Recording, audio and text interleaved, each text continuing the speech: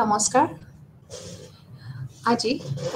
আপোনালোক সকলোকে ইন্দিৰা গান্ধী ৰাষ্ট্ৰীয় মুক্ত বিশ্ববিদ্যালয়লৈ আৰু মই এতিয়া মোৰ টপিকটো আছিলে স্কোপ অফ এডুকেশ্যন, শিক্ষাৰ পৰিসৰ, যিটো আমি আগতেও এদিন ক্লাছ লৈছোঁ। আজি আমাৰ দ্বিতীয় শ্ৰেণীকোঠা আৰু এই দ্বিতীয় শ্ৰেণীকোঠাটো আমি কণ্টিনিউ কৰিম। আগৰ পিছৰ ক্লাছটোহে আজি আমি কণ্টিনিউৱেশ্যন কৰিম। চ' যেতিয়া আমি স্কোপ অফ এডুকেশ্যন বুলি কওঁ, আমি যোৱাবাৰে অলপমান ইয়াৰ বহল আলোচনা কৰিছিলোঁ। চ' এতিয়া আকৌ আমি আলোচনালৈ আহোঁ। চ' শিক্ষা বুলি ক'লে আমি সকলোৱে জানো শিক্ষা হ'ল এক জীৱনব্যাপী প্ৰক্ৰিয়া আৰু এই প্ৰক্ৰিয়া আমাৰ জীৱনৰ আৰম্ভণিৰ পৰাই কাৰ্যকৰী হয় আৰু ই আমাৰ জীৱনৰ সমগামী। আমি জীৱনৰ আৰম্ভণি বুলি ক'লে আমি জন্ম হোৱাৰ বুলি কোৱাতে জন্ম হোৱাৰ আগৰ অৱস্থাৰ পৰা আমাৰ কাৰণে লগৰী হৈ পৰে আৰু গোটেই জীৱন আমাৰ শিক্ষা লগৰী হৈ থাকে আৰু আমাৰ একদম মৃত্যু পৰ্যায়লৈকে শিক্ষাই আমাৰ সমগামী ৰূপে কাম কৰে, সমগামী হিচাপে থাকে আৰু আমাক প্ৰতিটো ষ্টেপতে প্ৰতিটো পৰিস্থিতিতে আমাক শিক্ষাই সহায় কৰি আহিছে। চ' আমাক সেইকাৰণে কওঁ যে শিক্ষা হ'ল এক অভিযোজন প্ৰক্ৰিয়া, কাৰণ যেতিয়া আমি দেখিছোঁ জীৱনৰ জটিল পৰিস্থিতিবিলাক আমাৰ তাতে আহে, যেতিয়া আমি জীৱন প্ৰক্ৰিয়া চলি থাকে, তেতিয়া আমাৰ জীৱনৰ যিবোৰ জটিল পৰিস্থিতি, সেই পৰিস্থিতিৰ লগত আমি অভিযোজন কৰিবৰ কাৰণে আমাক সদায় শিক্ষাই সহায় কৰি আছে। আৰু এই শিক্ষা আমাৰ আনুষ্ঠানিক হওক অনানুষ্ঠানিক হওক, আমাক সকলোবোৰ শিক্ষাই আমাক জীৱনৰ গতিপথত সহায় কৰি আছে। আমি এডজাষ্ট কৰিবলৈ সিহঁতে আমাক সহায় কৰি আছে। এইকাৰণে কৈছে যে যেতিয়া আমি বিদ্যালয়ৰ পৰা শিক্ষা পাওঁ, আমি আমাৰ মাতৃৰ পৰা অভিভাৱকৰ পৰা শিক্ষা পাওঁ, আমাৰ ওচৰ চুবুৰীয়া, আমাৰ আত্মীয় সম্বন্ধ, আমাৰ বয়োজ্যেষ্ঠসকল, আমাৰ প্ৰকৃতিৰ পৰা আমি শিক্ষা পাওঁ। চ' এইকাৰণে কৈছে যে আমি সকলোবোৰ শিক্ষা পাওঁ, আমি সকলোবোৰ শিক্ষা লওঁ আৰু এই শিক্ষা আমাৰ বিশেষকৈ অভিজ্ঞতাৰ পৰাহে বেছি আমাৰ শিক্ষাটো কি হয় সঠিক হৈ আহে। আৰু যেতিয়াই আমাৰ বাস্তৱ জীৱনৰ অভিজ্ঞতাৰ পৰা শিক্ষা পাওঁ আৰু সেই শিক্ষাই আমাক বাস্তৱ জীৱনত আমি কৈছে যে শিক্ষা হ'ল অভিযোজনমূলক শিক্ষা। শিক্ষাটোৱে সদায় আমাক এডজাষ্ট কৰিবলৈ শিকায়। চ' এইখিনি হ'ল আমাৰ শিক্ষা, আমাৰ শিক্ষাৰ বিষয়ে অলপমান কথা ক'লোঁ। চ' এতিয়া আমি ডাইৰেক্টলি স্কোপ অফ এডুকেশ্যনলৈ যাম, কাৰণ যিহেতু আমি ক'লোৱে যে শিক্ষাৰ যদি ইমানখিনি আমাৰ লগৰী হয় জন্মৰ পৰা মৃত্যুলৈকে, তেতিয়াহ'লে তাৰ পৰিধিটোও বিস্তৃত। কাৰণ কিয় আমাৰ জীৱনৰ যিমান প্ৰয়োজনীয় আছে সেই প্ৰয়োজনীয়বোৰ পূৰাবৰ কাৰণে আমাক শিক্ষা লাগে। চ' সেইকাৰণে কৈছে যে শিক্ষাৰ পৰিধিটো বিস্তৃত, বিশাল, বহল। আৰু সেইকাৰণে আমি যেতিয়া মোৰ টপিকটো স্কোপ অফ এডুকেশ্যন আহিছিলে, শিক্ষাৰ পৰিধি আহিছিলে, তাতে ইগন'ৰ যিটো আমাৰ চিলেবাছ আছে তাতে আমাক ভগাই দিয়া হৈছে। কাৰণ আমি আগতেও কৈছোঁ শিক্ষাৰ পৰিসৰটো আমি শেষ কৰিব নোৱাৰোঁ, ই সীমাবিহীন, ইয়াৰ কোনো আমি সীমাত ৰাখিব নোৱাৰোঁ। সেইকাৰণে আমাৰ তিনিটা ভাগত শিক্ষাৰ পৰিসৰটো আমাক দিছিলে। প্ৰথমটো হৈছিলে বিভিন্ন পৰিৱেশৰ ওপৰত, ডিফাৰেণ্ট এনভাইৰনমেণ্টৰ ওপৰত, যে কেনেকৈ আমি বেলেগ বেলেগ পৰিৱেশত আমি শিক্ষা ল'ব পাৰোঁ। সেইটো আমি অলৰেডি আগৰ ক্লাছত শিকাইছোঁ, যিকেইটা আছিলে informal education, formal education, non formal education, যে আমি শিক্ষা আনুষ্ঠানিক হিচাপেও ল'ব পাৰোঁ, অনানুষ্ঠানিক হিচাপেও ল'ব পাৰোঁ বা অগতানুগতিক হিচাপেও আমি শিক্ষা গ্ৰহণ কৰি আহিছোঁ। আৰু আজিৰ আমাৰ টপিকটো হ'ব from the view point of study of knowledge, যে আমি জ্ঞানক কেনেকৈ অধ্যয়ন কৰিম। আৰু সেই ফালৰ পৰা লৈ কিনে আমাৰ চিলেবাছত 4টা শিক্ষা দিছে। সেইকেইটা হৈছে, প্ৰথমটো হৈছে লিবাৰেল এডুকেশ্যন, যাক আমি উদাৰনৈতিক শিক্ষা বুলি কওঁ। 2 নম্বৰতে হৈছে প্ৰফেশ্যনেল এডুকেশ্যন, যাক আমি পেছাদাৰী শিক্ষা বুলি কওঁ। 3 নম্বৰতে হৈছে ভকেশ্যনেল এডুকেশ্যন, যাক আমি বৃত্তিমূলক শিক্ষা বুলি কওঁ। আৰু 4 নম্বৰতে আছে টেকনিকেল এডুকেশ্যন, যাক আমি কাৰিকৰী শিক্ষা বুলি কওঁ। চ' আজি ভাবিছোঁ যে এইখিনি আমি আলোচনা কৰিম এই চাৰিটাৰ ওপৰত আজি আমি অলপমান বহলভাৱে আলোচনা কৰিম। চ' প্ৰথমটো হৈছে আমাৰ উদাৰনৈতিক শিক্ষা, যিটো আমি কওঁ লিবাৰেল এডুকেশ্যন। চ' উদাৰ মানে হৈছে স্বাধীনতা। চ' উদাৰ মানে হ'ল স্বাধীনতা, মানে লিবাৰেল মানে হৈছে ফ্ৰী ফ্ৰম এনি কনষ্ট্ৰেইন। তো সেইকাৰণে কৈছে যে উদাৰনৈতিক শিক্ষাৰ মূল উদ্দেশ্যই হৈছে এনেকুৱা এটা শিক্ষা য'ত মানুহক যিকোনো বাধাৰ পৰা মুক্ত কৰা। বাধাৰ পৰা মুক্ত কৰাটোৱে হৈছে উদাৰনৈতিক শিক্ষাৰ মূল লক্ষ্য। আৰু এই উদাৰনৈতিক শিক্ষাত সকলোবোৰ জ্ঞান দিয়া হয়। বিজ্ঞান, কলা, মানে আমাৰ গোটেইখিনি শিক্ষা ইয়াতে দিয়া হয়। আৰু এই উদাৰনৈতিক শিক্ষাৰ অৰ্থটো এনেকুৱাই হৈছে যে শিক্ষাৰ্থীসকলক স্বাধীনভাৱে বা স্বায়ত্ত শাসন হিচাপে তেওঁলোকক কি দিব লাগে? শিক্ষা দিব লাগে। তেওঁলোকে স্বাধীনভাৱে শিক্ষা লোৱাটোহে এই শিক্ষাৰ অৰ্থ। কিন্তু যিবোৰ শিক্ষা স্বাধীনবিহীন সেনেকুৱা শিক্ষা এই উদাৰনৈতিক শিক্ষাই উলংঘা কৰে বুলি কৈছে। তাৰমানে এইটোৱে কৈছে যে যেতিয়া আমি স্বাধীনভাৱে শিক্ষা দিওঁ তাক আমি উদাৰনৈতিক শিক্ষা বুলি কোৱা হৈছে। আৰু কেতিয়াবা যদি আমি স্বাধীনবিহীন, যেতিয়া বাধা দি কিনে যদি শিক্ষা দিওঁ তাক আমি উদাৰনৈতিক শিক্ষা বুলি নকওঁ। চ' সেইকাৰণে কৈছে যে এই উদাৰনৈতিক শিক্ষা, কাৰণ আমাৰ যিবোৰ প্ৰাচীন গ্ৰীক আৰু আমাৰ ভাৰতীয় দাৰ্শনিকসকলেও তেতিয়াও কৈছিলে যে তেতিয়াও তেওঁলোকে লক্ষ্য কৰিছিলে মন আৰু শৰীৰক তেওঁলোকে পৃথকে লক্ষ্য কৰিছিলে। আৰু তেতিয়া তেওঁলোকে কৈছিলে যে শিক্ষাই এনেকুৱা এটা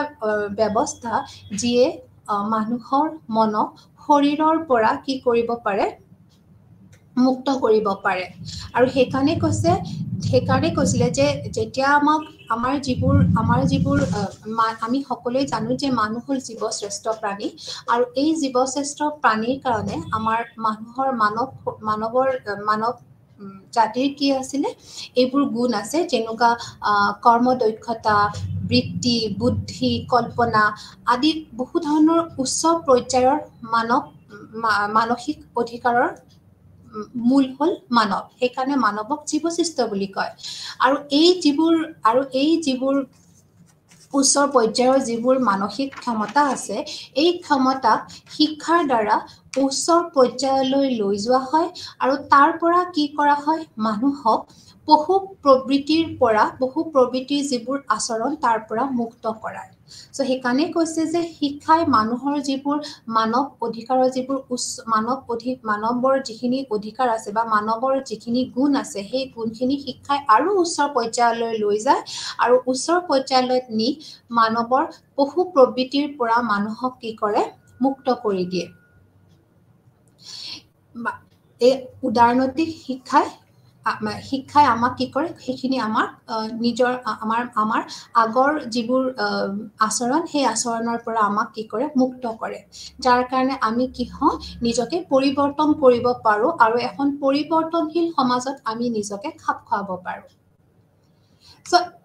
উদাৰনৈতিক শিক্ষা যে আজি আমি বহলভাৱে আলোচনা কৰিছোঁ এনেকুৱা নহয়। যে পুৰণি কালতো, প্ৰাচীন কালতো কি আছিলে? আমাৰ প্ৰাচীন কালত দুই ধৰণৰ সমাজ ব্যৱস্থা আছিলে। এটা হৈছিলে আমাৰ মানসিক শ্ৰম কৰা লোক আৰু এটা আছিলে শাৰীৰিক শ্ৰম কৰা লোক। আৰু এই যিখিনি মানসিক শ্ৰম কৰা লোক আছিলে, তেওঁলোকে কি কৰিছিলে? বহুত আজৰি সময় পাইছিলে। আৰু যেতিয়া তেওঁলোকে আজৰি সময় পাইছিলে, ফ্ৰী টাইম পাইছিলে, তেওঁলোকে তেতিয়া কি কৰিছিলে? নিজৰ ব্যক্তিত্ব বিকাশৰ বাবে সংগীত, কলা, সংস্কৃতি এইবিলাকৰ ওপৰত তেওঁলোকে বহলভাৱে চৰ্চা কৰিছিল। আৰু এনেকুৱা ধৰণৰ চৰ্চাকে উদাৰনৈতিক শিক্ষা বুলি কোৱা হয়। চ' সেইকাৰণে কৈছে যে ব্যক্তিত্ব বিকাশৰ কাৰণে উদাৰনৈতিক শিক্ষা আদিম কালৰ পৰাই চলি আছে।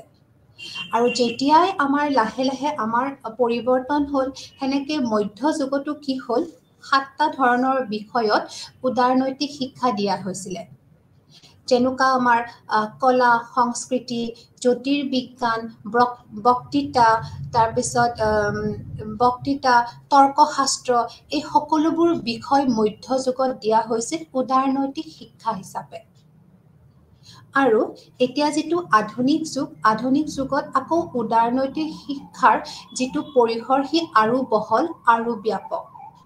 আৰু এই আধুনিক যুগত কি কৰা হয় এই শিক্ষাৰ দ্বাৰা মানুহৰ মনৰ পৰা যিবোৰ অজ্ঞান ভাৱ যিবোৰ কুসংস্কাৰ যিবোৰ অন্ধবিশ্বাস যিবোৰ পশু প্ৰবৃত্তি সেই পশু প্ৰবৃত্তিৰ পৰা তেওঁলোকক আঁতৰ কৰোৱা হয় তথুৰতে ক'ব পাৰি যে উদাৰনৈতিক শিক্ষাই মানুহৰ মনক প্ৰসাৰ কৰিছে মানুহৰ মনক সংস্কাৰ কৰিছে মানুহৰ মনৰ বিকাশ ঘটাইছে সেইকাৰণে হাক্সলিয়ে কৈছিলে যে উদাৰনৈতিক শিক্ষাই কি কৰে আত্মনিয়ন্ত্ৰণত সহায় কৰে যে আত্মনিয়ন্ত্ৰণ সেলফ কন্ট্ৰোল যেতিয়া আমি নিজকে সেলফ কন্ট্ৰোল কৰিব পাৰো আত্মনিয়ন্ত্ৰণ কৰিব পাৰো তেতিয়া আমি সমযোজনা কৰিব পাৰো তেতিয়া আমি কি কৰো যিকোনো বস্তু আমি যুক্তি তৰ্ক কৰিব পাৰো তেতিয়া আমাৰ নৈতিকতা বোধৰ সৃষ্টি হয় সো সেইকাৰণে হাক্সলিয়ে কৈছিলে যে উদাৰনৈতিক শিক্ষাই কি কৰে আত্মনিয়ন্ত্ৰণ সহায় কৰে আৰু এনেকে কি কৰে এই আত্মনিয়ন্ত্ৰণৰ দ্বাৰা আমি আমাৰ জীৱনৰ সকলোবোৰ পৰিস্থিতিত আমি নিজকে আমাৰ খাপ খুৱাব পাৰো আৰু যেটো আমাৰ প্ৰদৰ্শন কৰাৰ ক্ষমতা সেই ক্ষমতাটো আমাক কি কৰে উদাৰনৈতিক শিক্ষাই বিকাশ হোৱাত সহায় কৰে সো একাৰণে কৈছে যে উদাৰনৈতিক শিক্ষাৰ কিছুমান একাৰণে মূল উদ্দেশ্য দিছে আৰু এই মূল উদ্দেশ্যবোৰ হ'ল যে উদাৰনৈতিক শিক্ষাই কি কৰে কোনো এজন ব্যক্তিক বুদ্ধিমত্তা কৰি তোলে তেওঁৰ কল্পনাৰ শক্তিবোৰ বিকশিত কৰে আৰু যাৰ অবিহনে কোনো বৌদ্ধিক অনুসৰণ সম্ভৱে নহয় সো যিকোনো ব্যক্তিৰ বুদ্ধি বিকাশ কৰে কল্পনাৰ সাগৰত তেওঁ উঠিব পাৰে তেওঁ নতুন সৃষ্টিকৰ্তা হ'ব পাৰে উদাৰনৈতিক শিক্ষাৰ এটো লক্ষ্য তাৰোপৰি উদাৰনৈতিক আৰু লক্ষ্য আছে যে তেওঁলোকে নিৰ্দিষ্ট সীমাবদ্ধতাৰ পৰা মুক্ত কৰে যে যেতিয়া এজন শিশুক আমি সীমাবদ্ধৰ পৰা মুক্তি কৰো তেতিয়া এজন শিশুই নিজক বুজি পায় তেওঁৰ ব্যক্তিত্বৰ বিকাশ হয় আৰু তেওঁ যিকোনো পৰিস্থিতিৰ লগত বা যিকোনো সমস্যা সমাধান কৰিব পৰা শক্তি তেওঁ অটোমেটিক আয়ত্ত কৰিব পাৰে নেক্সট কৈছে কি উদাৰনৈতিক শিক্ষাৰ উদ্দেশ্য আছিল কৈছে কি এখন বহল দৃষ্টিকোণেৰে জ্ঞান আহৰণ কৰা আৰু ব্যৱহাৰত সহায় কৰা সেইটো আমি ক'বলগীয়া কথা কাৰণ কৈছে এই শিক্ষাই আমাৰ যিখন পৃথিৱী আছে পৃথিৱীৰ যিবোৰ জ্ঞান আছে সেই জ্ঞানবোৰ বহলভাৱে আয়ত্ত কৰিব পাৰো আৰু গভীৰভাৱে আয়ত্ত কৰিব পাৰো যেতিয়াই আমি কোনো বস্তুৰ জ্ঞান বহলভাৱে আৰু গভীৰভাৱে আমি আয়ত্ত কৰিব পাৰো সেই শিক্ষা আমাৰ কাৰণে মূলত আৰু এই শিক্ষা যেতিয়া আমি ব্যৱহাৰিক জীৱনত আমি প্ৰয়োগ কৰিব পাৰো তেতিয়া কৈছে এই শিক্ষা অধিক ফলপ্ৰসূ হৈ উঠে সেইকাৰণে কৈছে যে জ্ঞান আহৰণ আৰু ব্যৱহাৰত সহায় কৰে আৰু এইমাত্ৰ মই কৈছিলো যে উদাৰনৈতিক শিক্ষাৰ পৰা নতুন জ্ঞানৰো সৃষ্টি হয় আৰু আমি যিবোৰ অনুশীলনী কৰো যিবোৰ আমাৰ জ্ঞানৰ গাঁথনি আছে বা আমাৰ অনুশীলনত পৰিৱৰ্তন কোনে আনিছে উদাৰনৈতিক শিক্ষাই আমাৰ পৰিৱৰ্তন আনিছে তাৰ পিছত কৈছে যে যেতিয়া আমাক আমাৰ যিবোৰ উদাৰনৈতিক শিক্ষাই যিবোৰ আমাৰ অজ্ঞতা আমাৰ অন্ধবিশ্বাস কুসংস্কাৰৰ পৰা যেতিয়া আমাক মুক্ত কৰায় তেতিয়া এজন মানৱে যিকোনো বিষয়ৰ ওপৰত তেওঁ গভীৰ আলোকপাত কৰিব পাৰে বা গভীৰ জ্ঞান তেওঁ আহৰণ কৰিব পাৰে সো একাৰণে কৈছে যে কোনো শিক্ষাৰ্থীক উদাৰনৈতিক শিক্ষাত আমি শিক্ষাৰ্থীবিলাকক বৃত্তিমূলক শিক্ষা দিয়াৰ চেষ্টা কৰা নহয় ইয়াতে মাথো সাহিত্য দৰ্শন ইতিহাস সমাজ বিজ্ঞান আদিৰ ওপৰত গুৰুত্ব দিয়া হয় আৰু তাৰ পৰা মানৱতাৰ প্ৰসাৰণ ঘটায় সেইকাৰণে কৈছে যে উদাৰনৈতিক শিক্ষাত কোনো বাধা নাই কলা বিজ্ঞান সকলোবোৰ শিক্ষা দিয়া হয় আৰু এনেকুৱা শিক্ষাবোৰ দিয়া হয় যাৰ পৰা মানৱৰ প্ৰসাৰতাৰ বৃদ্ধি হয় মানৱ মনৰ প্ৰসাৰতা হয় আৰু যেতিয়া আমি মহাবিদ্যালয় বা বিশ্ববিদ্যালয়বিলাকত আমি শিক্ষা দিওঁ তেতিয়া তেওঁলোকক আমি তাত্ত্বিক যিটো থিয়ৰিটিকেল ঐতিহাসিক বৌদ্ধিক দৃষ্টিভংগী আৰু ইয়াৰ অনুশীলনৰ বিভিন্ন ক্ষেত্ৰৰ ওপৰত যেতিয়া আমি তেওঁলোকক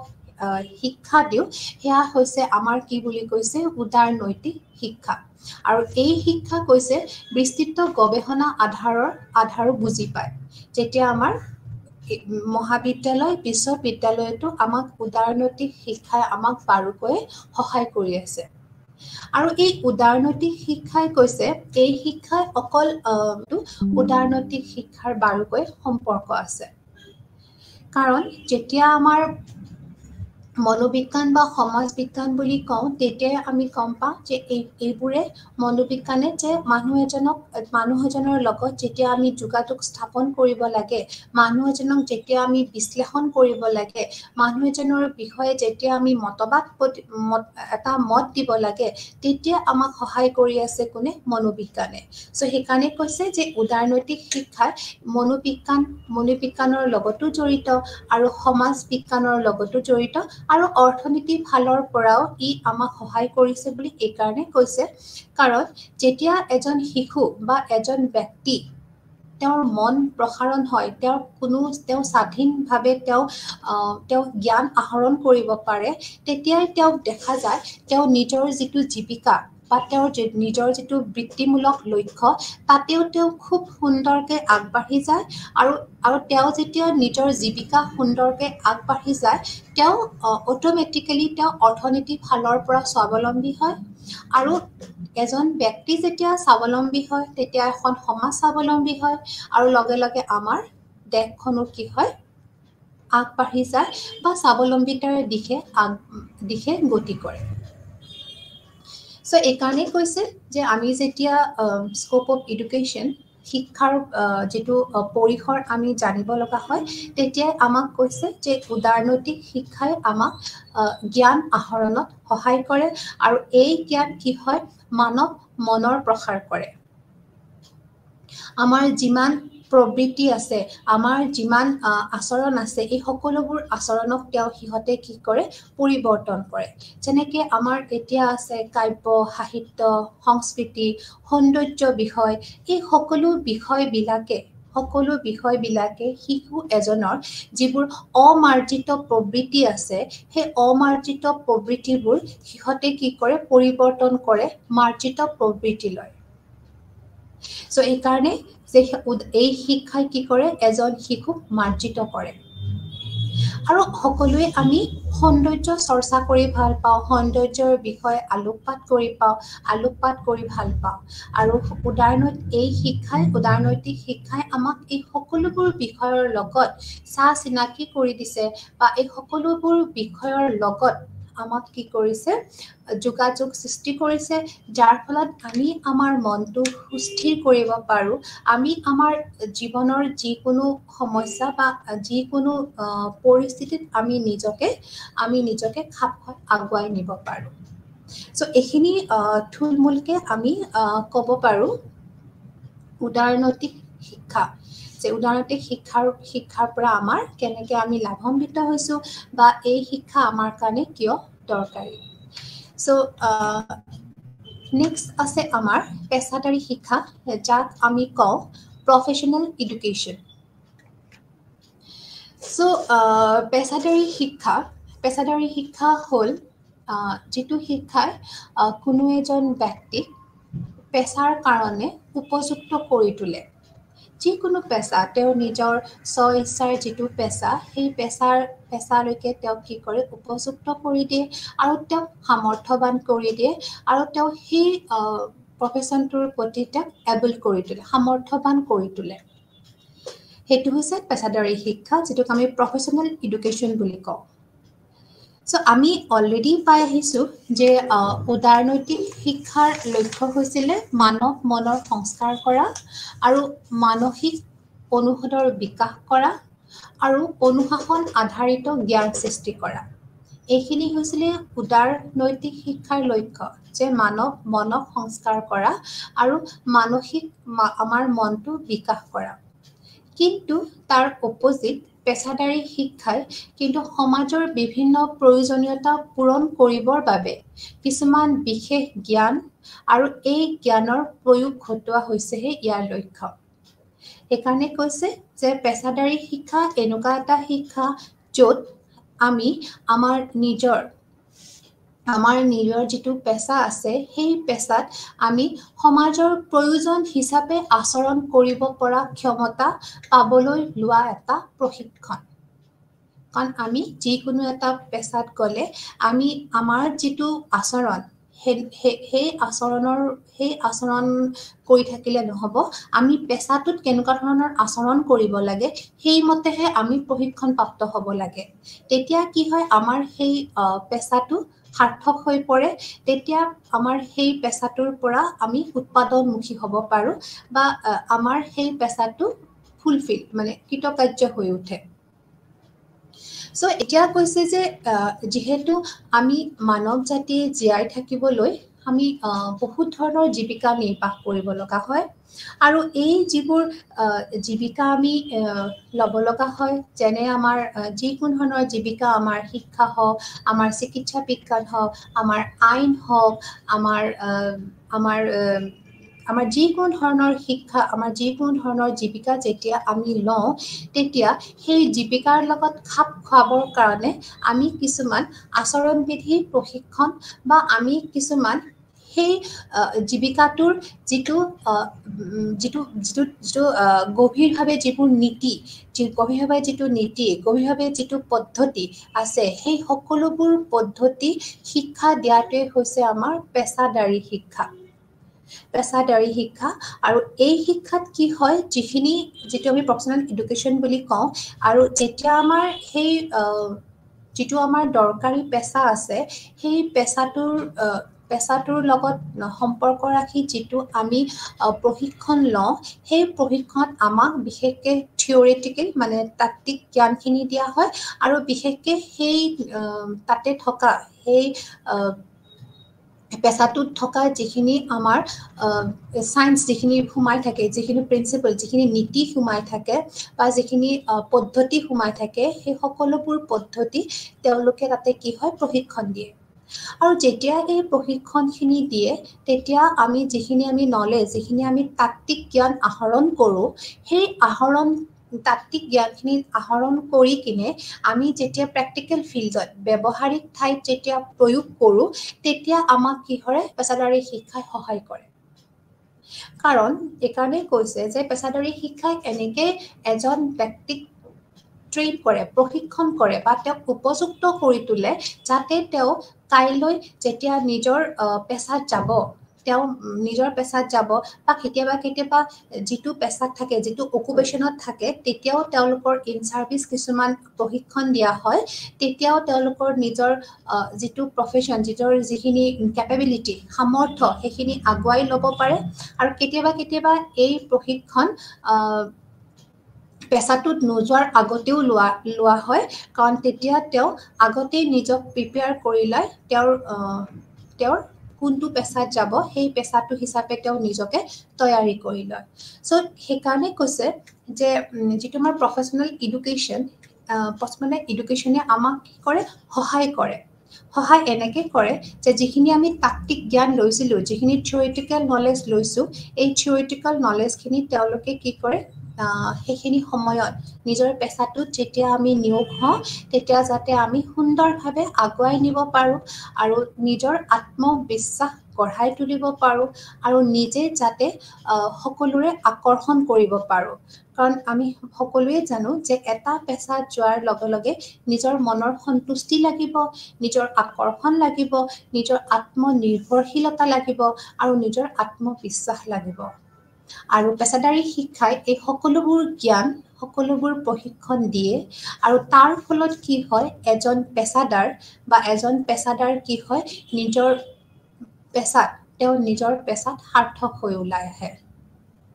আৰু তেওঁ কৰ্মসন্তুষ্টি পায়, যিটো আমি জব ছেটিছফেকশ্যন বুলি কওঁ। সেইকাৰণে কৈছে যে কৰ্মসন্তুষ্টি পাবৰ কাৰণে আমাক পেছাদাৰী শিক্ষা দৰকাৰ আৰু এই শিক্ষাই আমাক কি কৰে, আমাৰ নিজৰ অকুপেশ্যনত, নিজৰ কৰ্মক্ষেত্ৰত আমাৰ যোগ্যতা প্ৰদৰ্শন কৰিবৰ কাৰণে আমাক সহায় কৰে। সো যেতিয়া আমাৰ এই পেছাদাৰী শিক্ষা দিয়া হয় তেতিয়া আমাৰ কি হয় যিটো সদায় আমি দেখিছোঁ যে পেছাদাৰী শিক্ষাটো ৰাজহুৱা উদ্দেশ্যেহে লোৱা হয় কোনো নিজৰ যেনেকৈ আমি উদাৰনৈতিক শিক্ষাত দেখিছিলোঁ নিজৰ মনক আমি ভাল লগাবৰ কাৰণে বা নিজৰ মনৰ বিকাশ আমি কৰাইছিলোঁ নিজৰ মনৰ বিকাশ কৰিছিলোঁ বা আজৰি সময়ত সেই নিজৰ মনৰ বিকাশ কৰিবৰ কাৰণে কিছুমান বিষয় আমি চৰ্চা কৰিছিলোঁ কিন্তু পেছাদাৰী শিক্ষাত কি হয় পেছাদাৰীসকলে যিবোৰ কাম কৰে সেইটো সদায় ৰাজহুৱা উদ্দেশ্যত কাম কৰে ই আমাৰ আজৰি সময়ত কৰা কাম নহয় ই এটা নিয়মত চলা এটা প্ৰশিক্ষণ যাৰ ফলত কি হয় সমাজৰ বাবে কৰা হয় ৰাইজৰ উদ্দেশ্যেহে এই প্ৰশিক্ষণ দিয়া হয় সেইকাৰণে কৈছে এইটো শিক্ষাত কি হয় ৰাইজৰ কথা ভাবি সমাজৰ কথা ভাবি সমাজৰ লগত কেনেকুৱা ধৰণৰ প্ৰয়োজনীয় আমি ব্যৱহাৰ কৰিব লাগিব কেনেকুৱা ধৰণৰ আচৰণ কৰিব লাগিব বা সমাজে বা ৰাইজে কেনেকৈ সেই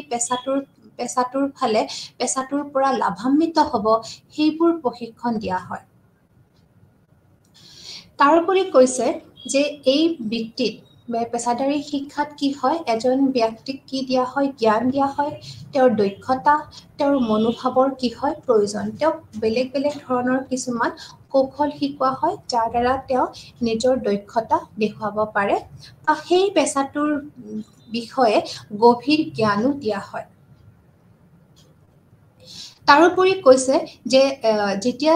সদস্যসকল থাকে যে পেছাদাৰসকল থাকে তেওঁলোকৰ কিছুমান নৈতিকতা বা কিছুমান পেছাদাৰী মূল্যবোধৰ দ্বাৰা তেওঁলোক নিৰ্দেশিত হয় কাৰণ তেওঁলোকৰ কিছুমান গাইডলাইনছ থাকে প্ৰফেশ্যনেল এডুকেশ্যনত কিছুমান আমি যে কওঁ প্ৰফেশ্যনেল এথিক্স বুলি কওঁ যিবোৰ আমাৰ কি হয় তাতে গাইডলাইনছবোৰ থাকে তাতে আমাৰ কিছুমান ডুজ এণ্ড ড'নটছ থাকে যে আমি কি কৰিব লাগে কি কৰিব নালাগে আৰু এনেকুৱা কৰিলে কি হয় আমি নিজেও সন্তুষ্টি প্ৰকাশ কৰিব পাৰোঁ বা আনেও আমাৰ পৰা কি হয় সন্তুষ্টি লাভ কৰে তেওঁলোকে বা আমাৰ পৰা তেওঁলোকে উপকৃত হয় সেইকাৰণে কৈছে যে ইয়াত কিছুমান নৈতিকতা থাকিব আৰু কিছুমান মূল্যবোধ থাকিব আৰু তাৰ দ্বাৰাহে তেওঁলোক সদায় নিৰ্দেশিত হ'ব মানে গাইডেড হৈ থাকিব সেই সন্থাটোৱে তেওঁলোকক কি কৰিব গাইড কৰি থাকিব আৰু তাৰোপৰি কৈছে যে এই যিটো পেছাদাৰী শিক্ষা দিয়া হয় এই শিক্ষাই সদস্যসকলক তেওঁলোকৰ পেছাদাৰী কেৰিয়াৰটোত সহায় কৰে কাৰণ মই আগতেও কৈছোঁ যে এনেকুৱা শিক্ষা আমি ইন ছাৰ্ভিচ আমি কৰ্মক্ষেত্ৰত থাকিলেও ল'ব পাৰোঁ বা কৰ্মক্ষেত্ৰৰ আগতেও আমি ল'ব পাৰোঁ যে আমাৰ যি নিজৰ ইচ্ছা বা আমাৰ যিটো নিজে ভাল পোৱা পেছা আছে সেই পেছা হিচাপে নিজৰ কেৰিয়াৰত আমি আগবাঢ়িব পাৰোঁ তাৰপিছত কৈছে যে এজন যেতিয়া প্ৰফেশ্যনেল এডুকেশ্যনত কি হয় পেছাদাৰীসকলবিলাকক কিছুমান উপযুক্ত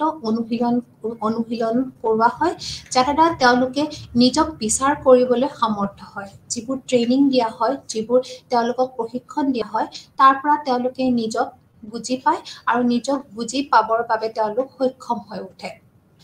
আৰু যেতিয়া এজন ব্যক্তিক দেশৰ সেৱা কৰিবলৈ আৰু একে সময়তে জীৱিকাৰো স্বাৱলম্বী কৰি তোলে এইটো খুবেই ইম্পৰ্টেণ্ট কথা কাৰণ আমি আগতেই কৈ আহিছোঁ যে উদাৰনৈতিক শিক্ষাত অকল নিজকে নিজৰ বিকাশ ঘটিছে কিন্তু পেছাদাৰী শিক্ষাত কি হৈছে কাৰণ আমি জানো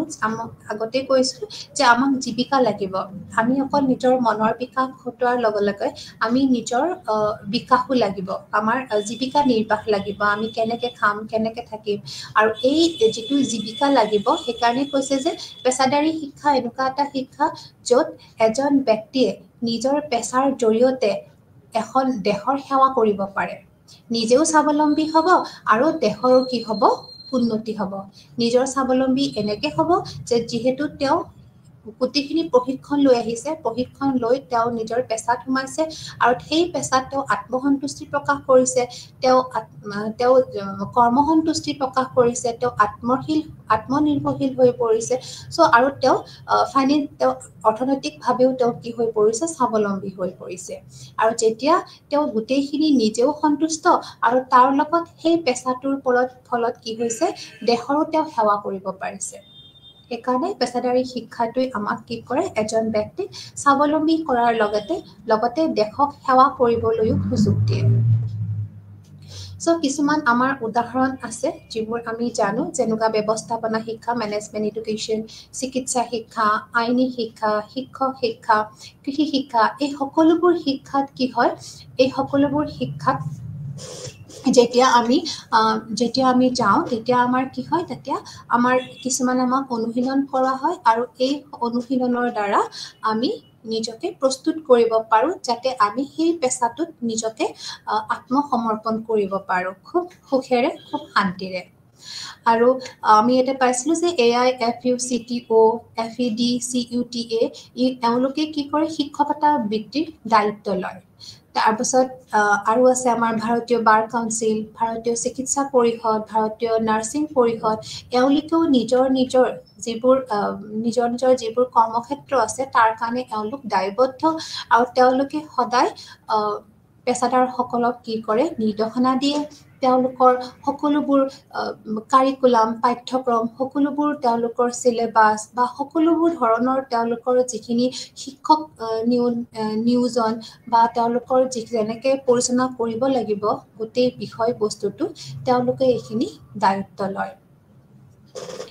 সো পেছাদাৰী শিক্ষা প্ৰফেশ্যনেল এডুকেশ্যন বুলি ক'লে আমাৰ খুব সুন্দৰকৈ আমি BEd কোৰ্চটো আমি সকলোৰে পৰিচিত কাৰণ এই যিটো BEd কোৰ্চ হয় তাতে আমাক কি হয় শিক্ষক প্ৰশিক্ষণ বুলি কোৱা হয় কাৰণ তাতে আমাক শিক্ষক হ'বলৈ কেনেকুৱা ধৰণৰ আমি কেনেকৈ ধৰণে নিজকে আমি আগবঢ়াই নিম প্ৰশিক্ষণ প্ৰাপ্ত কৰোৱা হয় আৰু তেতিয়া আমি নিশ্চয় দেখিছোঁ যে এজন শিক্ষক সেই কোৰ্চটো লোৱাৰ আগত কেনেকুৱা আছিল আৰু সেই কোৰ্চটো লোৱাৰ পিছত নিজকে তেওঁ কি কৰিব পাৰে নিজে আত্মসন্তুষ্টি প্ৰকাশ কৰিছে কাৰণ সেইটো অলৰেডি আমাৰ অধ্যয়নৰ পৰা পোৱা গৈছে যে প্ৰফেশ্যনেল এডুকেশ্যন পেছাদাৰী শিক্ষাৰ ফলত এজন ব্যক্তি সাংঘাতিকভাৱে সেই পেছাটোৰ প্ৰতি আৰু অধিক আকৰ্ষিত হৈছে কাৰণ কিয় তেওঁ এতিয়া যিকোনো সময়তে তেওঁ নিজে সেই বৃত্তিটোৰ প্ৰতি তেওঁ নিজে আত্মসমৰ্পণ কৰিব পাৰিছে তেওঁ নিজৰ নতুন পদ্ধতিৰে তেওঁ কি কৰিব পাৰিছে সেই বৃত্তিটোত আগুৱাই যাব পাৰিছে আৰু যাৰ ফলত তেওঁ নিজৰ লগতে সমাজৰো কি হৈছে উন্নতি হৈছে বা সহায় হৈছে সো এইখিনি আছিলে আমাৰ পেছাদাৰী শিক্ষা তাৰপিছত আহিলে আমাৰ বৃত্তিমূলক শিক্ষা যাক আমি কওঁ ভোকেশ্যনেল এডুকেশ্যন সো যেতিয়া আমাক বৃত্তিমূলক শিক্ষা বুলি কোৱা হয় ভোকেশ্যনেল এডুকেশ্যন আমি সকলোৱে জানো যে in contrast of liberal education যে উদাৰনৈতিক শিক্ষাৰ অপজিটেই হ'ব কাৰণ ইয়াতেও এজন ব্যক্তিক কি কৰা হয় বৃত্তিৰ ফালে আগবঢ়াই নিয়াত শিক্ষা দিয়া হয় তেওঁৰ জীৱনত যে যিবোৰ আমাৰ বৃত্তি আছে সেই বৃত্তিৰ পৰানো কেনেকৈ নিজৰ জীৱন ধাৰণ কৰিব সেইটো আমাক ইয়াতে শিক্ষা দিয়া হয় সো এইকাৰণে কৈছে যে আমাৰ যেতিয়া প্ৰাচীন কালত পৌৰাণিক দিনত কি আছিলে আমাৰ শিশুবিলাকে বা আমাৰ শিশুবিলাকে কি হয় আমাৰ পৌৰাণিক কালত কি হৈছিলে আমাৰ জীৱন ধাৰণটো খুব সহজ সৰল আছিল সো মানুহে খাদ্য সংগ্ৰহ কৰে আৰু নিজৰ বাসস্থানক কেন্দ্ৰ কৰিয়ে কিছুমান কৌশল আয়ত্ত কৰে আৰু সেই কৌশলেৰে তেওঁলোকে নিজৰ জীৱিকা নিৰ্বাহ কৰে সো সেইকাৰণে সেইখিনি সময়ত কোনো ধৰণৰ নিয়ন্ত্ৰিত শিক্ষা দিব লগা নাছিল তেওঁলোকে যিখিনি নিজৰ বাস্তৱ জীৱনৰ অভিজ্ঞতা তাৰ পৰাই তেওঁলোকে প্ৰয়োজনীয় শিক্ষা পায় আৰু সেই শিক্ষাৰ দ্বাৰা খুব সুন্দৰকৈ তেওঁলোকৰ জীৱনটো চলি গৈছিল আগৰ দিনত মানে প্ৰাচীন কালত কিন্তু এতিয়া কি হৈছে বৰ্তমান যিটো আমাৰ পৰিস্থিতি চলি আছে সেই পৰিস্থিতিটো জটিল হোৱা বাবে কি হৈছে আমাৰ যিখিনি যেনেকে আমি আমাৰ আগৰ পূৰ্বপুৰুষৰ পৰা বা আমি অভিভাৱকৰ পৰা যেনেকে আমি বৃত্তিবোৰ শিকিছিলোঁ এতিয়া আমি সেনেকে শিকিলে নহ'ব আমাক এতিয়া কি কৰিব লাগিব এই জটিল পৰিস্থিতিৰ লগত নিজকে খাপ খুৱাবৰ কাৰণে আমাক কিছুমান যিবোৰ নিয়ন্ত্ৰিত সংগঠিত কাৰ্যসূচীৰে আমাক শিক্ষা দিয়া হয় বৃত্তিৰ ফালে সেইটোৱে হৈছে আমাক বৃত্তিমূলক শিক্ষা এইকাৰণে আজিৰ দিনত মানে বৰ্তমান যুগত বিশিষ্ট আমাৰ চিন্তাবিদসকলে চিন্তা কৰি পাইছে যে এতিয়াৰ আমাৰ শিক্ষাৰ লক্ষ্য হ'ব লগা হৈছে উপাৰ্জনমুখী কাৰণ তেতিয়াহে কি হ'ব আমি আমাৰ নিজৰ জীৱনটো সুচাৰুৰূপে চলাই নিব পাৰিম আৰু তাৰ কাৰণে কি হৈছে আমাৰ স্কুল লেভেলত আমাৰ বিদ্যালয় আমাৰ স্কুল লেভেলতে এই শিক্ষা আমি কেনেকৈ দিব পাৰোঁ তাক আমাৰ ইয়াতে সুন্দৰকৈ আলোচনা কৰা হৈছে চ' তাতে আমি কৈছিলোঁ যে যেতিয়া আমাৰ বৃত্তিমূলক শিক্ষাৰ কথা কয় তেতিয়া আমাৰ স্কুল লেভেলৰ কথা কয় তেতিয়া আমি গম পাওঁ যে আগতে মহাত্মা গান্ধীৰ যিটো বুনিয়াদী শিক্ষা আছিলে তেওঁ বেচিক এডুকেশ্যনৰ ওপৰত যেতিয়া গুৰুত্ব আৰোপ কৰিছিল তেতিয়াই তেওঁ কৈছিলে যে শিক্ষা অকল বুকিছ নলেজ অকল কিতাপৰ অধ্যয়নতে আমি নিজকে সমৰ্পণ কৰিব নালাগে আমি আমাৰ ব্যৱহাৰিক দিশটোতো আমি চাব লাগিব যে আমি প্ৰেক্টিকেলি আমি কেনেকৈ আমি আমাৰ বুকিছ নলেজখিনি আমাৰ কিতাপৰ শিক্ষা জ্ঞানখিনি কেনেকৈ আমি ব্যৱহাৰিক দিশত উপভোগ কৰিব পাৰোঁ বা আমি ব্যৱহাৰিক দিশত আমি তাক নিয়োজিত কৰিব পাৰোঁ তাৰ কাৰণেহে তেওঁ গুৰুত্ব প্ৰদান কৰিছিল সেইকাৰণে তেওঁ বিশেষকৈ ক'ত গুৰুত্ব দিছিল বোৱন কাৰ্য শিল্প কাৰ্য এইবিলাকত তেওঁ খুব বেছিকৈ গুৰুত্ব দিছিল আৰু সেনেকৈ জন ডিউৰ কথাও ক'ব পাৰি জন ডিউৰ কি কৰিছিলে সক্ৰিয়তা ভিত্তিত শিক্ষা কৰিছিলে যে লাৰ্ণিং বাই ডুইং তেওঁ কৈছিলে যে আমি শিকোঁ তেতিয়াহে যেতিয়া আমি নিজে কৰ্ম কৰোঁ নিজে কৰ্ম কৰাৰ ফলত আমি শিকোঁ আৰু তেতিয়াহে আমাৰ জীৱনটো অধিক সুশৃংখল আৰু সুনিয়ন্ত্ৰিত হয় বুলি কৈছে চ' এই দুজনাই আমাক অলৰেডি কৈ আহিছে যে বৃত্তিমূলক শিক্ষাৰ কিমান গুৰুত্ব আছে তাৰোপৰি আমাৰ যিখন মুডলিয়াৰ আয়োগ আছে তেওঁলোকেও বৃত্তিমূলক শিক্ষাৰ ওপৰত অধিক গুৰুত্ব দি আহিছে কাৰণ এই বৃত্তিমূলক শিক্ষাই কি কৰে এজন শিশুক আত্মনিৰ্ভৰশীল কৰি তোলে আৰু এই যে আত্মনিৰ্ভৰশীল কৰি তোলে মানে তেওঁ সকলো ফালৰ পৰা তেওঁ নিজৰ জীৱনটোত আত্মনিৰ্ভৰশীল মানে তেওঁ যেতিয়া বৃত্তিমূলক শিক্ষাই কি কৰে এটা বৃত্তিৰ ফালে তেওঁ শিক্ষা দিব তেওঁ প্ৰশিক্ষণ দিব তেওঁ কৌশলবোৰ শিকাব আৰু যে এই কৌশলবোৰে কি কৰে তেওঁ শিশুজনক আত্মনিৰ্ভৰশীল কৰি তোলে আৰু তেওঁ স্বাৱলম্বী হৈ উঠে তেওঁ নিজৰ সকলোবোৰ কাম কৰিব পাৰে আৰু যেতিয়াই এজন ব্যক্তি আত্মনিৰ্ভৰশীল হৈ পৰে তেওঁ সদায় সন্তুষ্টি প্ৰকাশ কৰে সেইকাৰণে কৈছে যে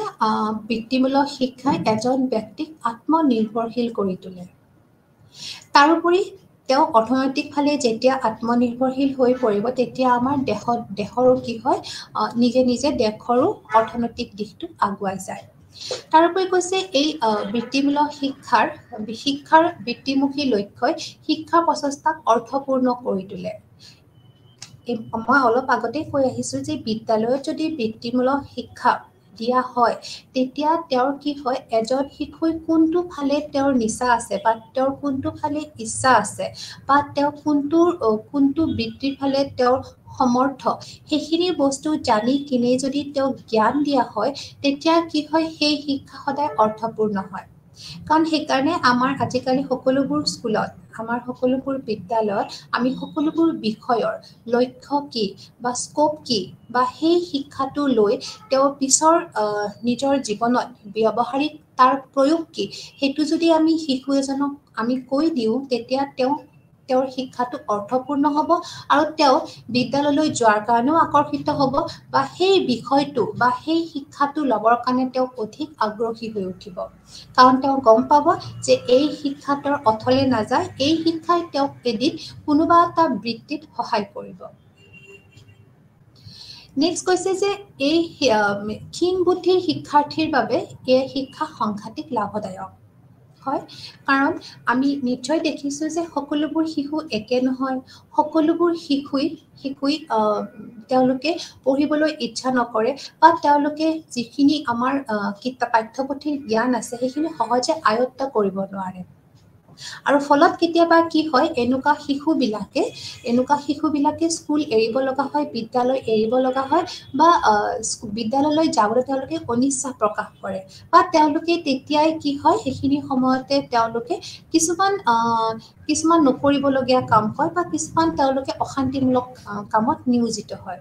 সো সেইখিনি সময়ত যদি আমি এই শিশুবিলাকক বৃত্তিমূলক যিবোৰ কৌশল আছে বা বৃত্তিমূলক শিক্ষাত যদি তেওঁক নিয়োজিত কৰি দিওঁ তেওঁৰ কি হ'ব তেওঁৰ যিখিনি কেপাবিলিটি তেওঁৰ যিখিনি ক্ষমতা যিখিনি সামৰ্থ্য সেই সামৰ্থ্য অনুযায়ী তেওঁ কি কৰিব সেই শিক্ষাটো অধিক আগ্ৰহেৰে গ্ৰহণ কৰিব আৰু তেতিয়া কি হ'ব সেই শিশুজনে সেই বস্তুখিনি আগ্ৰহ কৰি তেওঁ নিজৰ জীৱনত সেইখিনি প্ৰয়োগ কৰিবলৈ সাংঘাতিকভাৱে চেষ্টা কৰিব এইকাৰণে কৈছে বৃত্তিমূলক শিক্ষাটো আমাৰ যিখিনি ক্ষীণ বুদ্ধি ল'ৰা ছোৱালী বা আমাৰ যিখিনি অলপ লোৱাৰ কেটেগৰী ল'ৰা ছোৱালী আছে মানে একাডেমিক ফালৰ পৰা তেওঁলোকক সাংঘাতিকভাৱে সহায় কৰি আহিছে তাৰোপৰি কৈছে নেক্সট কৈছে ভৱিষ্যত বৃত্তি সম্পৰ্কে নিশ্চয়তা প্ৰদান কৰে হয় বৃত্তিমূলক শিক্ষাই কি কৰে ভৱিষ্যতে সবেই সকলোৱে জানে যে ভৱিষ্যতে তেওঁলোকে কিবা এটা জীৱিকা ল'ব লাগিব জীৱনটো সুচাৰুৰূপে চলাই নিবৰ কাৰণে তো তেতিয়া তেওঁলোকে খুব আগতে যদি বৃত্তিমূলক শিক্ষাই তেওঁলোকৰ ভৱিষ্যতটো নিৰ্ধাৰণ কৰি দিয়ে যে যাৰ যিখিনি ক্ষমতা আছে ইচ্ছা অনুযায়ী তেওঁলোকে এইটো বৃত্তিত নিয়োজিত হ'ব পাৰিব তো তেওঁলোকে আগে তেওঁলোকৰ ভৱিষ্যত সুনিশ্চিত হৈছে বুলি আমি ক'ব পাৰোঁ কাৰণ কিয় সেইখিনি সময়ত কি হয় সেই শিশুজনে নিজক লৈ যিখিনি তেওঁৰ ডাউট আছে যিখিনি সন্দেহ আছে সেই সন্দেহখিনি দূৰ হ'ব আৰু তেওঁ একান্তভাৱে সেই বৃত্তিটোৰ প্ৰতি মনোনিৱেশ কৰিব আৰু তেওঁ নিজকে প্ৰস্তুত কৰিব তেওঁ নিজকে প্ৰস্তুত কৰিব ধৰিব আৰু সকলোবোৰ লগা যিখিনি কৌশল সেই বৃত্তিটোৰ লগা যিখিনি কৌশল সেই কৌশলখিনি তেওঁ আয়ত্ত কৰিবলৈ অহোপুৰুষাৰ্থ কৰিব চ' এইকাৰণে কৈছে যে বৃত্তিমূলক শিক্ষাই ভৱিষ্যত সুনিশ্চিত কৰে তাৰোপৰি কৈছে যে আমি জানো যে সমযোজনাত সহায় কৰে যে আমি জানো যে আমাৰ এতিয়া বৰ্তমান যুগটো হৈছে জ্ঞান আৰু প্ৰযুক্তিৰ যুগ আৰু এই জ্ঞান আৰু প্ৰযুক্তিৰ যুগত সমযোজনা ৰক্ষা কৰিবই লাগিব আৰু এই যেতিয়া সমযোজনা কৰিব লগা হয় তেতিয়া আমাক অকল তাত্ত্বিক জ্ঞানখিনিয়ে আমাক সহায় নকৰে চ' সেইখিনি সময়ত আমাক কি লাগিব সেই ব্যৱহাৰিক কিছুমান জ্ঞান লাগিব আৰু এই ব্যৱহাৰিক জ্ঞানৰ দ্বাৰা তেতিয়া আমি কি কৰিব পাৰিম আমি সমযোজনা কৰিব পাৰিম সেইকাৰণে কৈছে যে আধুনিক যুগত কি হ'ল সমযোজনা স্থাপন কৰাটো আমাক আমি যেতিয়া বৃত্তিমূলক শিক্ষা দিওঁ তেতিয়া এজন শিশুক অৰ্থনৈতিকভাৱে স্বাৱলম্বী কৰি তোলা হয় বা তেওঁক অৰ্থনৈতিক ফালে তেওঁক সুস্থ কৰি ৰখা হয় যেতিয়াই তেওঁক এজন শিশুক অৰ্থনৈতিকভাৱে এজন ব্যক্তিক অৰ্থনৈতিকভাৱে স্বাৱলম্বী কৰা হয় তাৰমানে কি হয় মানৱ সম্পদ আমাৰ বৃদ্ধি হৈ গৈছে ৰাষ্ট্ৰৰ মানৱ সম্পদ বৃদ্ধি কৰাটো আমাৰ ৰাষ্ট্ৰৰ এটা লক্ষ্য এইকাৰণে কৈছে যে বৃত্তিমূলক শিক্ষাই মানৱ সম্পদ বৃদ্ধি কৰাটো সহায় কৰি আহিছে চ' এইখিনি আৰু তাৰো লগতে কৈছে যে বৃত্তিমূলক শিক্ষাই বৌদ্ধিক বিকাশতো সহায় কৰিছে কাৰণ আমি আগতেই পাই আহিছোঁ যে উদাৰনৈতিক শিক্ষাই হয় বৌদ্ধিক বিকাশ কৰিছে কিন্তু ইয়াতে কৈছে যে বৃত্তিমূলক শিক্ষায়ো এজন ব্যক্তিৰ বৌদ্ধিক বিকাশ ঘটায় কাৰণ আমি পাই আহিছিলোঁ যে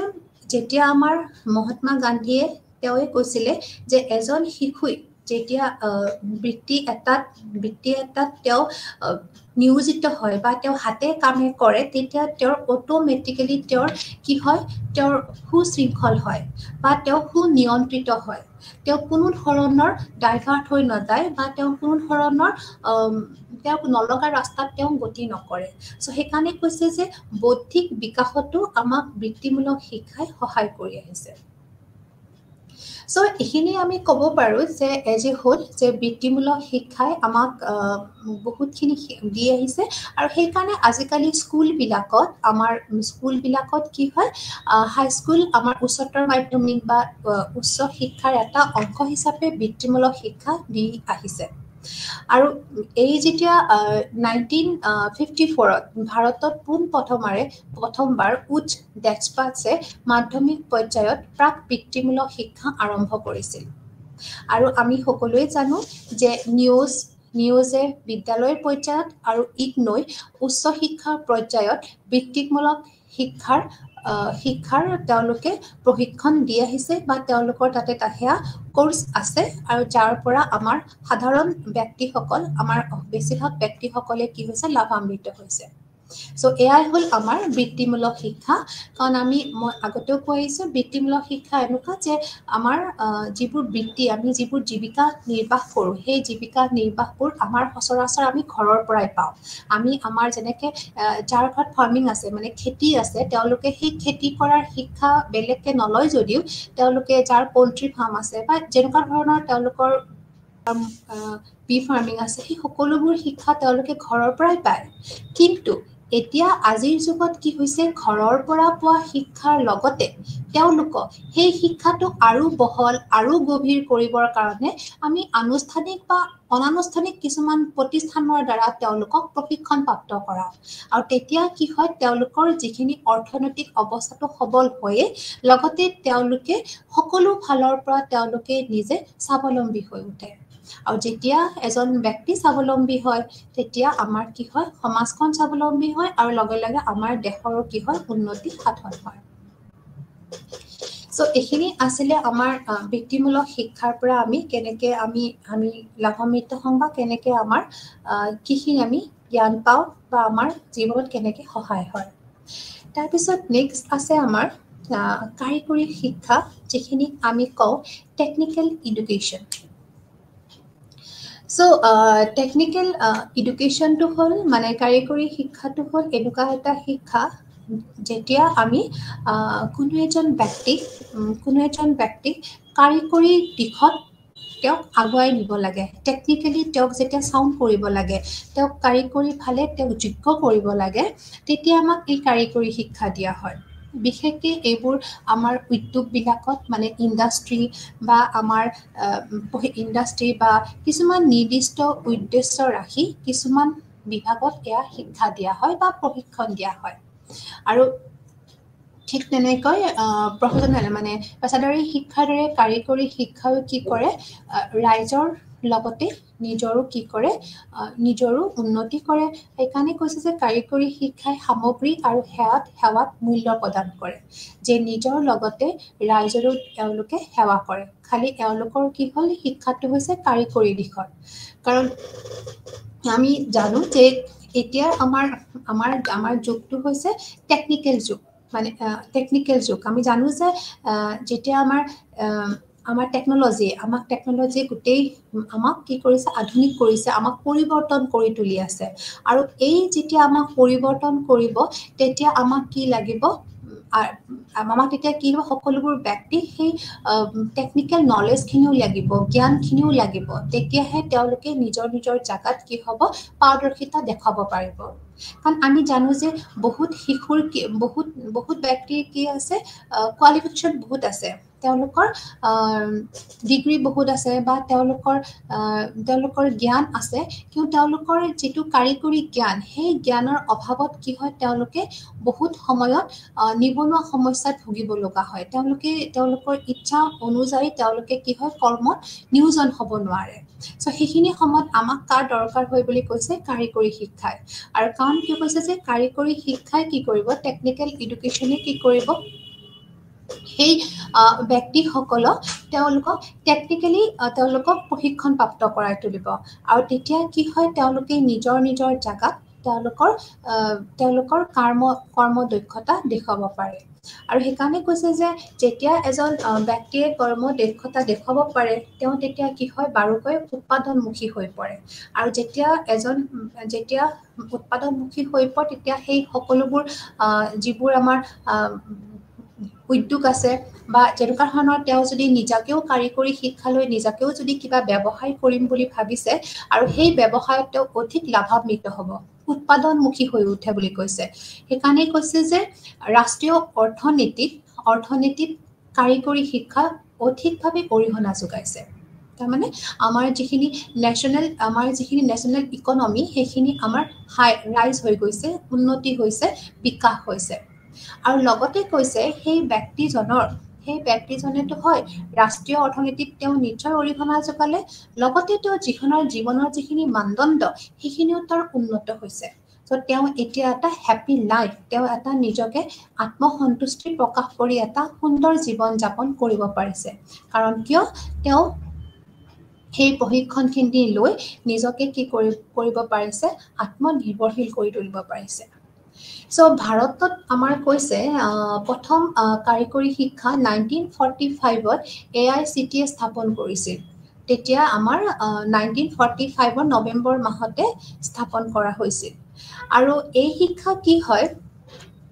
কাৰিকৰী শিক্ষাত কি হয়, এজন যিকোনো ধৰণৰ আমাৰ আজিকালি যুগত কি হৈছে, টেকনিকেলি চাউণ্ড বুলি কোৱাৰ লগে লগে দেখিছোঁ নতুন কিছুমান উদ্ভাৱন হৈ আছে, নতুন কিছুমান পৰিৱৰ্তন হৈ আছে। আৰু এই যিখিনি নতুন উদ্ভাৱন হৈ আছে সেইখিনিৰ জ্ঞানখিনি ল'বৰ কাৰণে আমাক কাৰিকৰী শিক্ষাই সহায় কৰি আহিছে। কাৰণ তেওঁলোকে সেই নতুন উদ্ভাৱন বা সেই নতুন পৰিৱৰ্তনটোৰ লগত খাপ খুৱাবৰ কাৰণে তেওঁলোকে প্ৰশিক্ষণ দি আছে। চ' এইকাৰণে কৈছে কাৰিকৰী শিক্ষাটো এটা ফাষ্ট মুভিং, খুব গতিশীলভাৱে গৈ আছে আৰু ই মানুহক, ই ব্যক্তিবিলাকক নিজৰ পেচাৰ ফালে, নিজৰ বৃত্তিৰ ফালে তেওঁলোকে কি কৰিছে, অধিক প্ৰশিক্ষণপ্ৰাপ্ত কৰি তুলিছে। তাৰোপৰি এই প্ৰশিক্ষণৰ দ্বাৰা কি হৈছে, ৰাষ্ট্ৰৰ উন্নতিটো হৈছে। তাৰোপৰি কি হৈছে, যিখিনি আমাৰ যে আছে দৰিদ্ৰতা হ্ৰাস পাইছে। তাৰোপৰি আমাৰ যিখিনি অৰ্থনৈতিক বৈষম্যতা আছে, সেই অৰ্থনৈতিক বৈষম্যতা দূৰ কৰিব পাৰিছে। তাৰপিছত তেওঁলোকৰ জীৱনৰ মানদণ্ড উন্নতি কৰিব পাৰিছে আৰু তেওঁলোকৰ সকলো ফালৰ পৰা তেওঁলোক স্বাৱলম্বী হৈ পৰিছে। চ' এইখিনি কাৰিকৰী শিক্ষাই এজন ব্যক্তিক কি কৰে, উদ্যোগিক ফালে আকৰ্ষণ কৰাৰ লগতে নিজেও যদি কিবা এটা ব্যৱসায় কৰিব বিচাৰিছে বা নিজেও যদি স্বাৱলম্বী হ'ব বিচাৰিছে, তেতিয়া এই শিক্ষাই তেওঁলোকক বাৰুকৈ সহায় কৰি আহিছে। চ' এতিয়া কৈছে যে ভাৰতত এই কাৰিকৰী শিক্ষা 4টা পৰ্যায়ত দিয়া হয়। চ' প্ৰথমটো হৈছে চাৰ্টিফিকেট বুলি যিটো কওঁ আমি, প্ৰমাণ পত্ৰ স্তৰৰ কাৰ্যসূচী দিয়া হয় এটা। সেই বস্তুটো দিব আমাক ভকেশ্যনেল আৰু টেকনিকেল যিখিনি ইনষ্টিটিউশ্যন আছে তেওঁলোকে দিব, তাৰমানে বৃত্তিমূলক আৰু কাৰিকৰী প্ৰতিষ্ঠানবিলাকে দিব। আৰু এইখিনি চাৰ্টিফিকেট কাৰ্যসূচী প্ৰমাণ পত্ৰ দিয়ে, সেইটো 14ৰ পৰা 25 বছৰৰ বয়সৰ ভিতৰৰ ব্যক্তিসকলক এই চাৰ্টিফিকেট দিয়া হয়। 2 নম্বৰতে আছে যে পলিটেকনিক যিবোৰ আছে, আমাৰ পলিটেকনিক পাঠ্যক্ৰমত আমাৰ কি হয়, ডিপ্ল'মা পৰ্যায়ৰ কিছুমান প্ৰশিক্ষণপ্ৰাপ্ত হয় আৰু সেইটো চোৱা চিতা কৰে পলিটেকনিকে। আৰু তেওঁলোকে তেতিয়া সেই ডিপ্ল'মা পৰ্যায়ৰ কিছুমান তেওঁলোকক কি কয়, প্ৰশিক্ষণ দিয়ে, যাৰ দ্বাৰা তেওঁলোকে নিজৰ জেগাত তেওঁ লাভান্বিত হয়। তাৰোপৰি কাৰিকৰী শিক্ষা বিশেষকৈ আমাক IIT NIT তেওঁলোকে দিয়ে। আৰু তেতিয়া সেয়া হৈছে আমাৰ ডিগ্ৰী, তেওঁলোকে ডিগ্ৰী প্ৰদান কৰি আছে ল'ৰা ছোৱালীবিলাকক। আৰু সেই ডিগ্ৰী প্ৰদানৰ পৰা আৰু সেই ডিগ্ৰীৰ পৰা তেওঁলোকে নিজৰ কৰ্ম ঠাইত সাংঘাতিকভাৱে উপকৃত হ'ব পাৰিছে। তাৰোপৰি আৰু ইঞ্জিনিয়াৰিং আৰু টেকনিকেল যিবোৰ আমাৰ ডিপাৰ্টমেণ্ট আছে, তেওঁলোকে আমাৰ স্নাতকোত্তৰ যিবোৰ আমাৰ পষ্ট গ্ৰেজুৱেট আৰু ডক্টৰেট ডিগ্ৰীও তেওঁলোকে প্ৰদান কৰিছে। চ' এই গোটেইখিনি 4টা পৰ্যায়ত প্ৰথম স্তৰত আমাক চাৰ্টিফিকেট দিয়া হয়, দ্বিতীয় স্তৰত আমাক ডিপ্ল'মা দিয়া হয়, তৃতীয় স্তৰত আমাক ডিগ্ৰী প্ৰদান কৰা হয় আৰু চতুৰ্থ স্তৰত আমাক কি কৰা হয়, স্নাতকোত্তৰ আৰু ডক্টৰেট ডিগ্ৰী প্ৰদান কৰা হয়। চ' বেছিভাগ এইখিনি বস্তু আমাক বৃত্তিমূলক আৰু কাৰিকৰী প্ৰতিষ্ঠানবিলাকেহে আমাক দিয়ে বা তেওঁলোকে এইখিনি প্ৰদান কৰে, যাৰ দ্বাৰা এজন ব্যক্তিয়ে নিজৰ জীৱনত আগুৱাই যাব পাৰে আৰু তেওঁ খুব সুন্দৰকৈ প্ৰশিক্ষণপ্ৰাপ্ত হয়। চ' এইখিনি আছিলে আমাৰ কাৰিকৰী শিক্ষা, যাক আমি কওঁ টেকনিকেল এডুকেশ্যন। চ' এতিয়া সেয়া আমাৰ পৰিসমাপ্তি, কনক্লুজন। চ' ইয়াতে আমি ক'ব পাৰোঁ যে আমি অলৰেডি আমি কৈ আহিছোঁ যে বৃত্তিমূলক শিক্ষাই কি হয় জীৱিকা অৰ্জনত সহায় কৰে যিটো আমি অকল আমাৰ জীৱিকা লাগিবই কাৰণ আমাৰ জীৱন ধাৰণ চলাই নিবৰ কাৰণে আমাৰ বহুত ধৰণৰ আমি জীৱিকা কৰোঁ আৰু সেই জীৱিকা অৰ্জনত আমাক সহায় কৰি আছে বৃত্তিমূলক শিক্ষাই আনহাতে উদাৰনৈতিক শিক্ষাই আমাক দি আছে মানসিক তৃপ্তি দি আছে আৰু মানসিক উন্মুক্ততা প্ৰদান কৰিছে উদাৰনৈতিক শিক্ষাই আমাক মনৰ বিকাশ ঘটাই আছে আৰু আমাৰ যিটো বৰ্তমান যুগত বৈজ্ঞানিক তথ্য আৰু কাৰিকৰী কৌশল আৱিষ্কাৰৰ লগে লগে জীৱন যাত্ৰাৰ যিটো পৰিৱৰ্তন ঘটিছে এই পৰিৱৰ্তনশীল পৰিৱেশত খাপ খোৱাটোৱেই হৈছে শিক্ষাৰ লক্ষ্য আৰু বিদ্যালয়ৰ পাঠ্যক্ৰমত যদি এই সকলোবোৰ শিক্ষাৰ ওপৰত গুৰুত্ব দিয়া হয় তেতিয়া আমাৰ কি হ'ব শিক্ষা গতিশীল হৈ উঠিব আৰু জীৱন আমাৰ উপযোগী হৈ উঠিব কাৰণ তেতিয়া আমি ক'ব পাৰিম মনৰ বিকাশৰ লগতে আমাৰ কি হ'ব আমাৰ জীৱিকা আমাৰ সকলোবোৰ ধৰণৰ আমাৰ গুণ আমাৰ সকলোবোৰ জীৱিকাও আমি নিৰ্বাহ কৰিব পাৰিম সেইকাৰণে কৈছে সকলো শিক্ষাৰ সাৰ্থক সমন্বয়েহে আধুনিক যুগত ব্যক্তি আৰু সমাজৰ শৈক্ষিক চাহিদা পূৰণ কৰিবলৈ সক্ষম হ'ব যদি এই সকলোবোৰ শিক্ষাৰ সমন্বয় থাকে তেতিয়া এজন ব্যক্তি আৰু সমাজৰ চাহিদা পূৰণ হ'ব এতিয়া ইয়াতে আমি খুব ভালকে আমি যদি পাৰ্থক্য ক'ব পাৰোঁ তেতিয়া হৈছে আমাৰ ইয়াতে দুটা বস্তু আমি খুব বিশেষকৈ আমি বাৰগতি চাই আহিছোঁ এটা হৈছে উদাৰনৈতিক শিক্ষা আৰু এটা হৈছে আমাৰ বৃত্তিমুখী শিক্ষা উদাৰনৈতিক শিক্ষাই য'ত চিন্তা প্ৰধান শিক্ষা ইয়াতে আমি চিন্তা কৰোঁ আমি মনৰ তৃপ্তি কৰোঁ আমি নিজৰ মনৰ ব্যক্তিত্ব প্ৰকাশ কৰোঁ যেতিয়া আমাৰ কি হয় তেতিয়া উদাৰনৈতিক শিক্ষাই আমাৰ কি হয়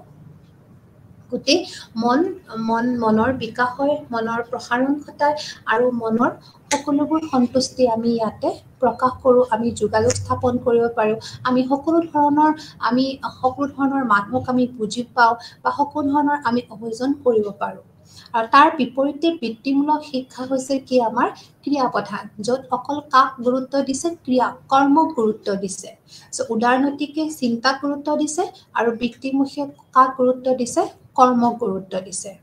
তাৰোপৰি আকৌ আছে যে বৃত্তিমুখী শিক্ষাই সৌন্দৰ্যমুখী ইয়াক আমাক সৌন্দৰ্যক চৰ্চা কৰিব দিছে আৰু সেনেকে আমাক বৃত্তিমুখী শিক্ষাই কৈছে অৰ্থনৈতিক উপলব্ধি যে বৃত্তিমূলক শিক্ষাই কৈছে যে আমাৰ সৌন্দৰ্যৰ লগতে আমাৰ অৰ্থনৈতিকভাৱেও আমি কি হ'ব লাগিব স্বাৱলম্বী হ'ব লাগিব তাৰ কাৰণে আমি অৰ্থনৈতিক উপলব্ধি কৰিব লাগিব তাৰোপৰি কৈছে যে